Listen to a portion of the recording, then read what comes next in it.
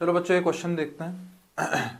इस क्वेश्चन में अपने को बोला जा रहा है if the area of the region x जो है वो -1 से 1 के बीच में है और y जो है वो 0 से बड़ा है but a plus e raise to power mod x minus e raise to power minus x से छोटा है और a जो है वो पॉजिटिव है। वो एरिया जो है वो square plus 8e plus 1/e given है, तो a की वैल्यू पूछ रहा है मैं, है ना।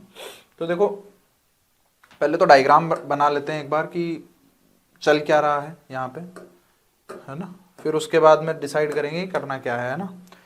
ठीक है, तो बेसिक सिंपल प्रोसीजर फॉलो करेंगे। अगर मैं बात करूं x जो है वो -1 से 1 के बीच में है, ये लेट्स से कि ये -1 है, ये 1 है, -1 से 1 के बीच में, मतलब इस यहाँ इन दोनों लाइंस के बीच में डायग्राम बनेगा और x एक्सिस के ऊपर ही बनेगा क्योंकि y जो है वो नॉन नेगेटिव है, 0 या 0 से बड़ा है। ठीक है, अच्छा अब इधर देखते हैं। इधर अगर मैं बोलूं कि x अगर पॉजिटिव हुआ तो उस केस में y किससे छोटा होगा, y जो है x जब पॉजिटिव होगा मतलब 0 से 1 के बीच में होगा, तो पॉजिटिव के केस में e to the power x minus e to the power minus x।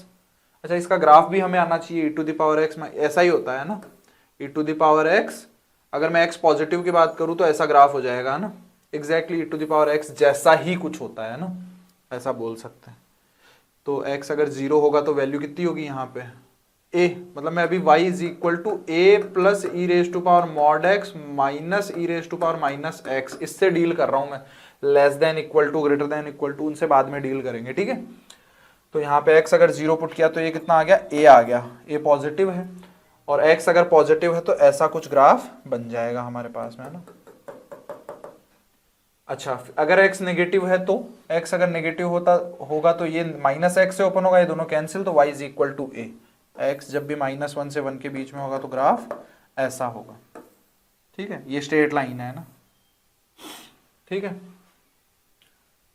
ऐसा हमारे पास में ग्राफ बन गया। अब जो है सबसे पहले अगर मैं बात करूं, ऑफ कोर्स यहां से यहां के बीच में ही रहेगा, और अगर मैं बात करूं कि y 0 से बड़ा होना चाहिए और इससे छोटा होना चाहिए तो डेफिनेटली यही वाला कर्व आएगा, सॉरी यही वाला रीजन आएगा। तो इस रीजन का एरिया निकालना है अगर हमें, तो वो एरिया कितना होगा, एरिया वो होगा सबसे पहले तो इस रेक्टेंगल का एरिया, तो वो हो जाएगा height sorry length into breadth, और ये हो जाएगा अपने पास में a इंटू 1, तो a इंटू 1 प्लस यहाँ पे अगर मैं इसका एरिया निकालूं तो x पॉजिटिव है तो ये हो जाएगा इंटीग्रेशन 0 से लेके 1 a plus e raise to power x minus e raise to power minus x into dx, ये हो जाएगा 0 से लेके 1 तक।